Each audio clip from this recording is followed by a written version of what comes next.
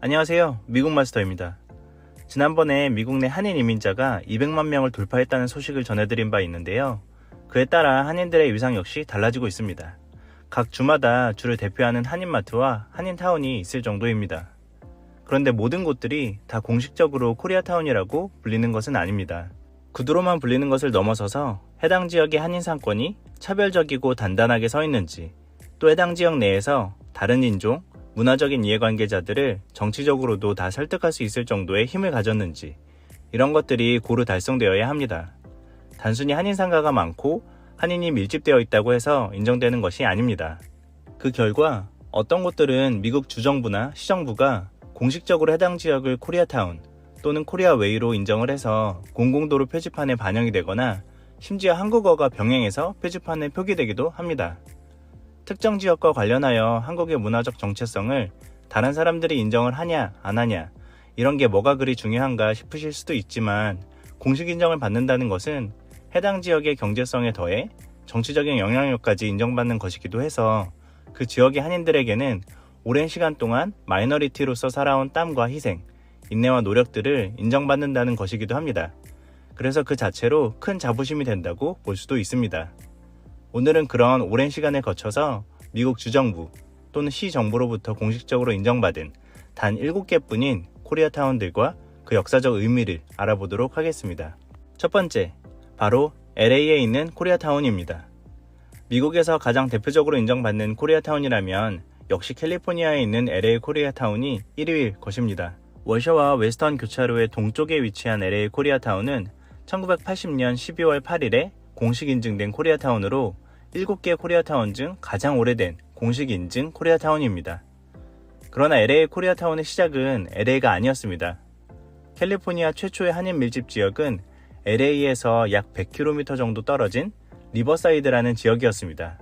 리버사이드는 19세기 말 미국 내 최고 부촌 중 하나로 서부 최초로 오렌지 나무가 심어지고 산업으로 성장한 곳이었습니다. 캘리포니아를 대표하는 오렌지 산업의 성장에 따라 엄청나게 많은 노동력이 필요하게 되었고, 인종에 상관없이 높은 임금을 받을 수 있는 풍요로운 일자리 기회가 많이 생겼습니다. 바로 이것이 한인들이 모이게 된 이유가 되었는데요. 일자리를 찾아 멀리 떠나온 한인들은 파차파 거리에 모여 최초의 한인타운인 파차파 캠프를 형성하게 됩니다. 그리고 이때 한인들의 구심점이 되어서 커뮤니티를 이끌었던 리더가 있었는데요. 바로 도산 안창호 선생이었습니다. 독립운동가였던 도산 안창호 선생은 독립자금을 마련하기 위해 미국으로 건너가게 되는데요.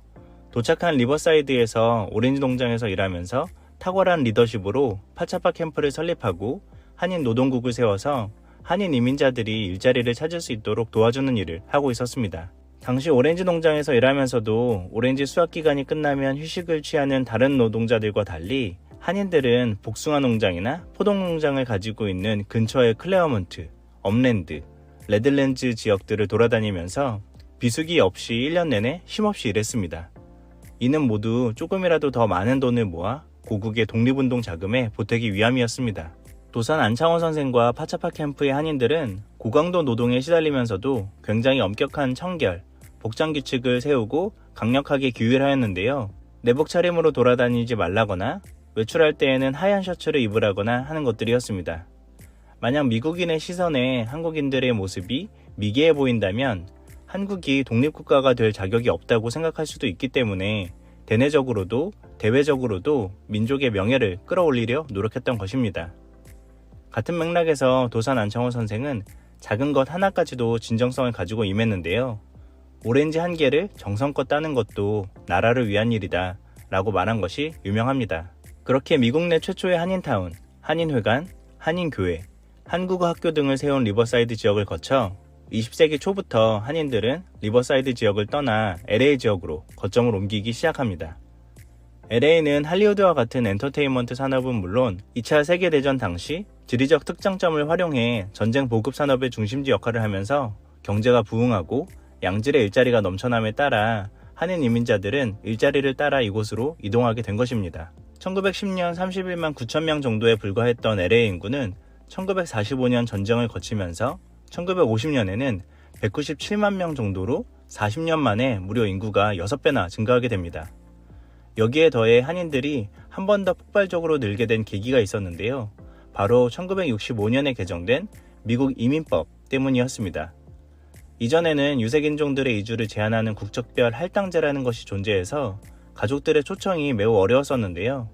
인구가 급격히 늘면서도 여전히 노동력이 부족함에 따라 법을 개정하여 이때부터 이민자들의 가족 초청이 자유롭게 열리게 된 것입니다. 그 덕분에 한인뿐만 아니라 모든 인종과 국가의 이민자들의 유입이 늘어나게 되었습니다. 그렇다면 이렇게 늘어난 한인들이 어떻게 LA 다운타운 한가운데인 노른자 땅을 차지할 수 있었던 것일까요? 산업의 발전과 법의 개정으로 이민자들이 LA에 몰리면서 부유한 백인들은 타 인종을 피해 LA 외곽 지역으로 거주지를 옮기기 시작합니다.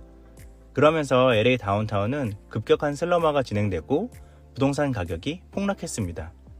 이때 한인들은 적은 돈으로 가게를 차릴 수 있는 기회라고 생각하며 하나둘씩 낮은 가격에 슬럼화된 지역의 부동산들을 샀던 것입니다.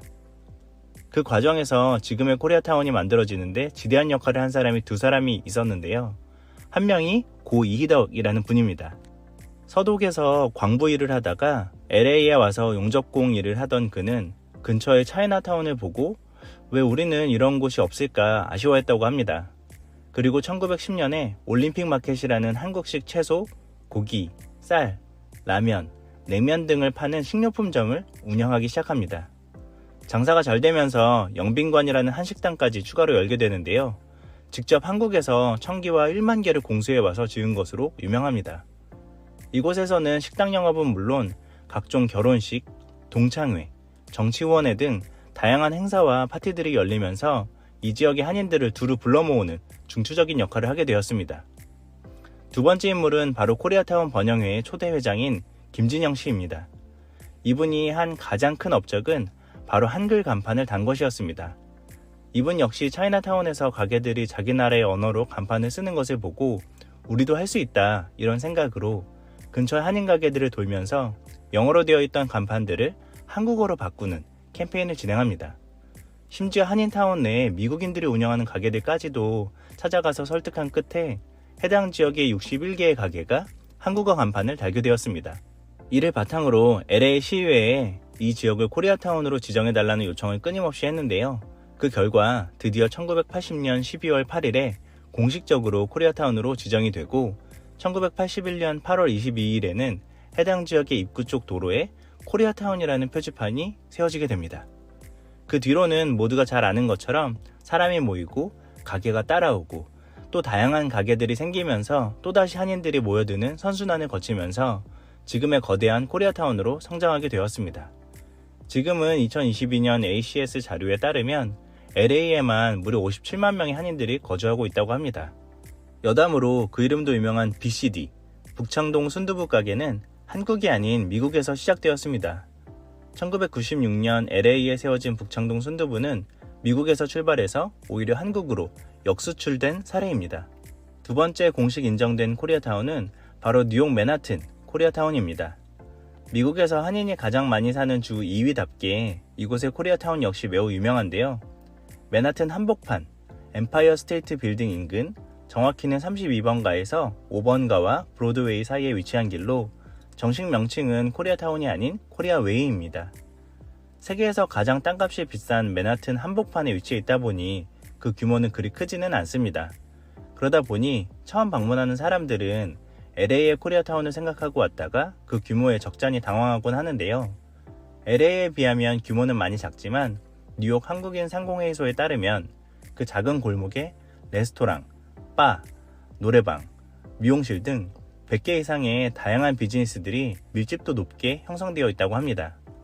그러나 해당 지역은 상업지구인 탓에 근처에 주거하는 한인들이 아주 많지는 않고 대부분의 뉴욕 한인들이 주로 거주하는 곳은 퀸즈 지역에 위치하고 있습니다. 퀸즈 한인타운은 공식 인정을 받지는 못했지만 뉴욕 내 진정한 한인타운이라고 여겨지는 곳이기도 합니다. 원래는 플러싱 인근이 유명하였으나 중국인들이 몰려오면서 코리아타운은 동쪽으로 이동해 가고 있는 추세입니다. 세 번째 소개해드릴 곳은 하와이에 있는 케아모쿠 코리아타운입니다.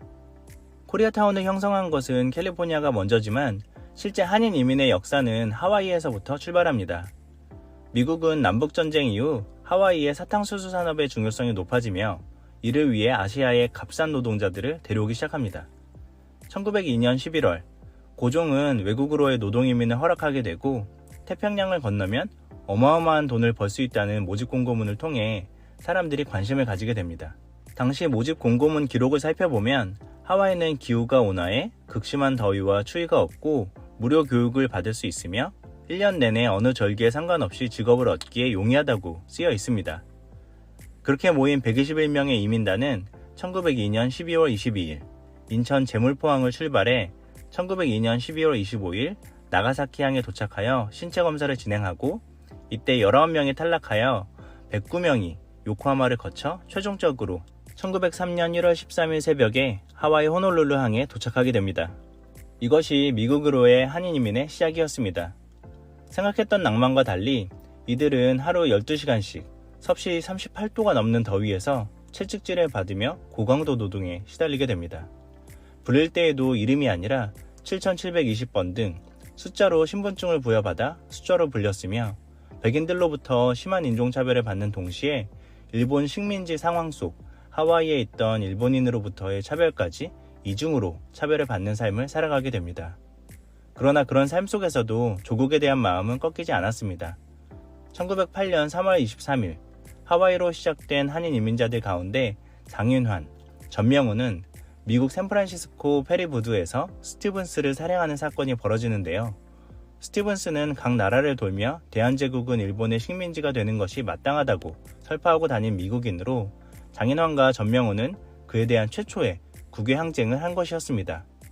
그 사건을 계기로 미주 한인들의 조직이 탄생하게 되는데 1910년 형성된 대한인 국민회가 바로 그것이었습니다. 대한인 국민회의 회기의 붉은색은 국민의 혈기를, 노란색은 국가의 평화를, 태극무늬는 역사의 정신을 상징했으며 이 회기 아래 대한인 국민회는 이주 한인들을 보호하는 버팀목이자 독립운동을 이끈 단체로 성장하게 됩니다. 자금난으로 힘들어하던 대한민국 임시정부의 독립운동의 기반을 마련한 것이 바로 미주 한인들이었습니다. 당시 미국의 한인 교민 1명이 평균적으로 낸 후원금은 연간 5에서 10달러 정도였는데 이들이 받았던 농장의 월급이 15달러였던 것을 생각해보면 거의 한 달 월급을 조국을 위해 바쳤던 것이었습니다. 그렇게 하와이에서 힘겹게 살아온 미주 한인들의 삶은 후대로도 오랜 시간 켜켜이 쌓여 2016년에 케아모쿠 지역이 공식적인 코리아타운으로 지정될 수 있었습니다. 각 코리아타운들의 역사까지 같이 알아보다 보니 벌써 영상이 너무 길어졌는데요.